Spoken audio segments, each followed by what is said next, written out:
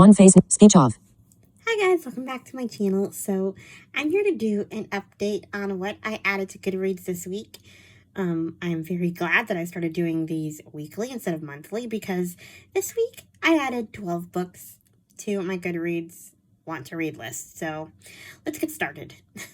The first couple of books I got from Elizabeth from Fabled Bookstore. She's friends with Meredith from the Currently Reading podcast, and they do a Patreon episode on mysteries and thrillers that they call All Things Murderful. So I got these two titles from there. It's actually really unusual that I put titles from there on my own TBR because they tend to read pretty gory books, but these sound interesting. So, the first one is Drowning by Tj Newman. Tj Newman also wrote Falling, which was about a plane, I think. I haven't read it yet. I want to, but yeah. Anyway, here's what Drowning's about. This one is going to be released May 30th. 6 minutes after takeoff, Flight 1421 crashes into the Pacific Ocean. During evacuation, an engine explodes and the plane is flooded. Those still alive are forced to close the doors, but it's too late. The plane sinks to the bottom with 12 passengers trapped inside. More than 200 feet below the surface, engineer Will Kent and his 11-year-old daughter, Shannon, are waist deep in water and fighting for their lives.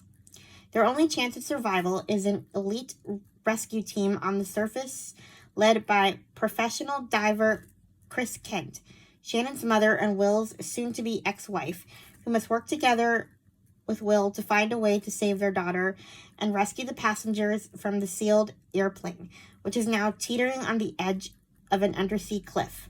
There's not much time, and there's even less air. Yeah, I guess this one's also a plane, but this one sounds like a plane that already crashed and is like sinking. So yeah, whereas I think the other one was like you either land the plane or I do something to your children, something like that. I don't remember. So yeah, this one sounds honestly more interesting than Falling. So I'm very excited for this one. Next is Girls and Their Horses by Eliza Jane Brazier. Like I said, this one is recommended from Elizabeth from the Currently Reading podcast. This is released June 6th. Set in the glamorous, competitive world of show jumping, a novel about the girls who ride their cutthroat mothers and a suspicious death at a horse show. When the nouveau riche Parker family moves to an exclusive community in the heart of Southern California, they believe it's their chance at a fresh start. Heather Parker is determined to give her daughters the life she never had, starting with horses. She signs them up for riding lessons at Rancho Santa Fe Equestrian, where horses are a lifestyle.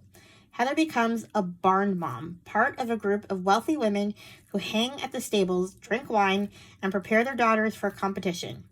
It's not long before the Parker family is fully enmeshed in the horse world, from mean girl cliques to barn romance and dark secrets. With the end of summer horse show fast approaching, the pressure is on, and their mothers will stop at nothing to give their daughters everything they deserve. Before the summer is over, lies will turn lethal, accidents will happen, and someone will end up dead. It sounds like Big Little Lies by Leanne Moriarty, but instead of like a kindergarten class, these are like crazy rich moms behaving badly through horses. I mean, you usually see this stuff on like Toddlers and Tiaras, you know, with like dance competitions. I've never read Horse Crazy Moms, but this sounds fascinating. Rich people behaving badly and a little bit of a crime. I'm interested. And this better be on audio. Okay, now to some historical fiction. Next book I have is They Went Left by Monica Hesse. I got this one through a book haul Angie Henderson did on BookTube. Actually, I already read the Monica Hesse book. I think it was called The Girl with the Blue Coat. It's about a missing girl during World War II. Anyway, this one is different. Germany, 1945. The soldiers who liberated the Gross-Rosen concentration camp said the war was over, but nothing feels over to 18-year-old Sophia Lederman. Her body has barely begun to heal. Her mind feels broken, and her life is completely shattered. 3 years ago, she and her younger brother, Abek, were the only members of their family to be sent to the right, away from the gas chambers of Auschwitz-Birkenau. Everyone else, her parents, her grandmother, radiant Aunt Maja, they went left. Zophia's last words to her brother were a promise. Abek to Sophia, A to Z. When I find you again, we will fill our alphabet. Now her journey to fulfill that vow takes her through Poland and Germany and into a displaced persons camp where everyone she meets is trying to piece together a future from a painful past.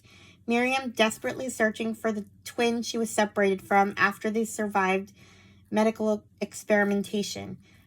Breen, a former heiress who now longs only for a simple wedding with her new fiancé, and Yosef, who guards his past behind a wall of secrets and is beautiful and strange and magnetic all at once. But the deeper Sophia digs, the more impossible her search seems. How can she find one boy in a sea of the missing? In the rubble of a broken continent, Sophia must delve into a mystery whose answers could break her or help her rebuild her world. So, yeah, there's that one. The next one I have on my list is a fostering memoir. It's called I Want My Daddy by Casey Watson. She's one of, like, the foster care memoir people I read from. It's just her latest book. I guess it's about a 5-year-old foster kid she takes in. I'm not really sure. I just kind of read them all because they're all different cases, different kids. So, sounds like his mom, I think, dies. I'm not sure. The description was pretty vague, so let's just skip past this one. Next is The Mother-in-Law by Sally Hepworth. Actually added this one on my own. I just read The Soulmate by Sally Hepworth, and I don't know. Everyone loved The Mother-in-Law so much that I decided to finally read it. So, a twisty, compelling novel about one woman's complicated relationship with her mother-in-law that ends in murder. From the moment Lucy met her husband's mother, Diana, she was kept at arm's length.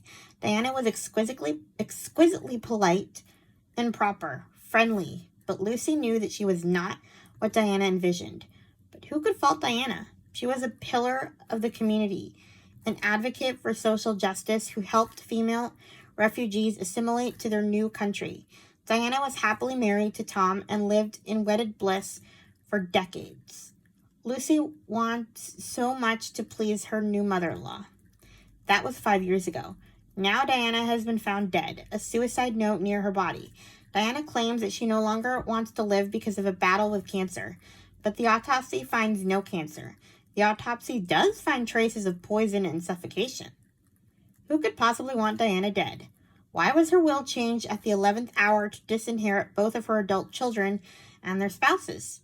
With Lucy's secrets getting deeper and her relationship with her mother-in-law growing more complex as the pages turn, this new novel from Sally Hepworth is sure to add to her growing legion of fans.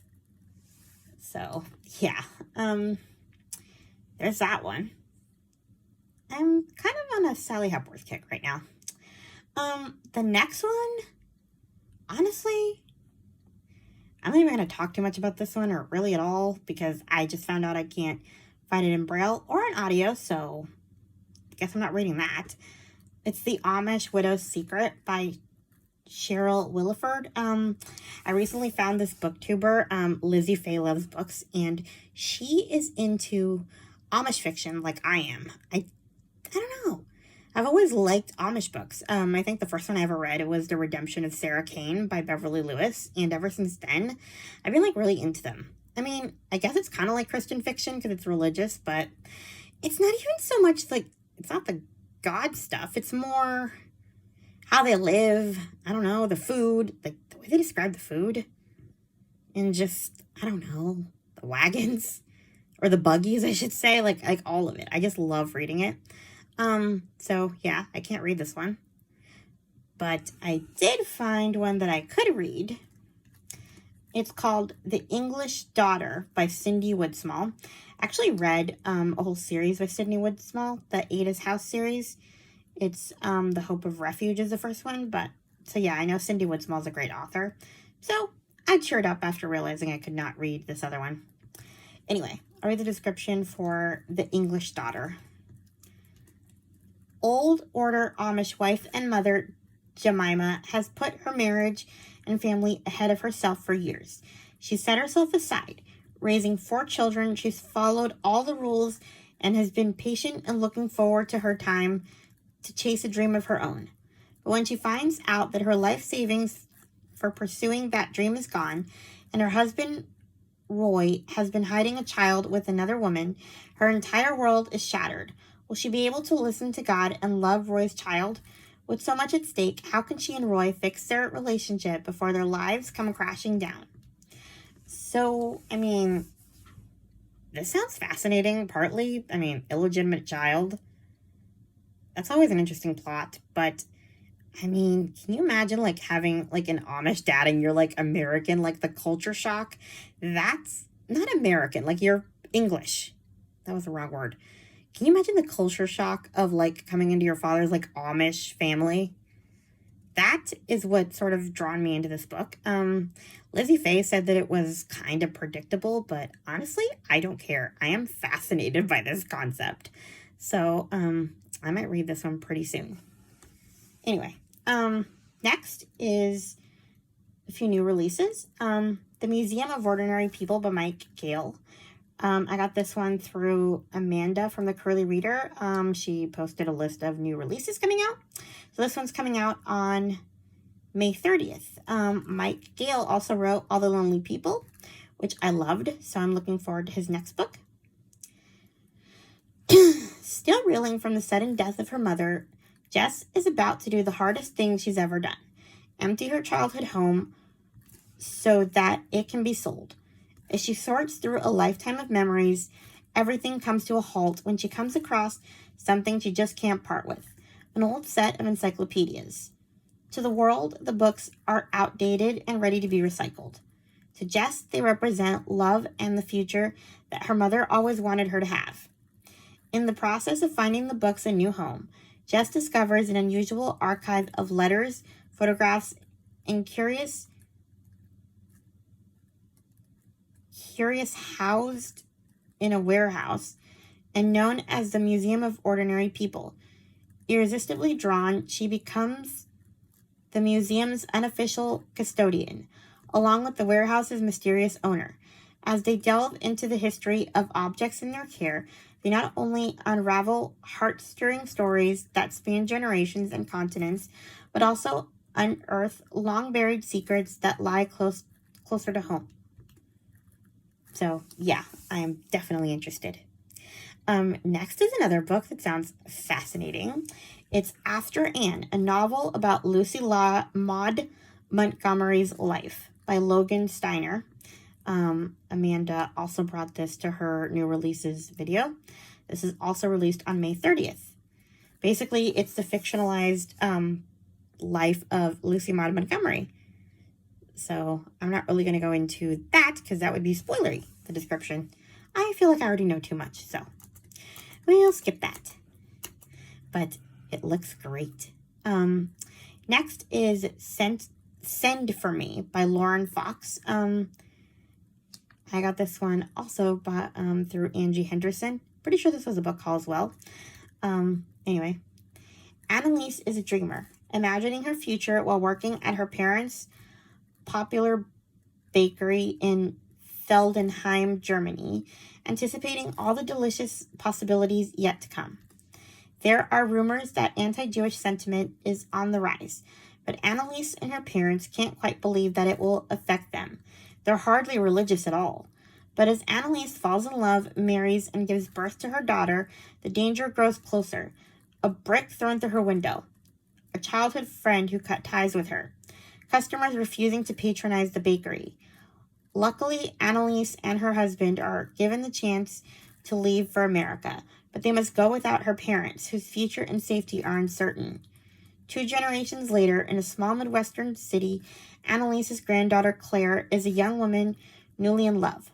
But when she stumbles upon a trove of her grandmother's letters from Germany, she sees the history of her family's sacrifices in a new light, and suddenly she's faced with an impossible choice: the past or her future. This sounds really interesting.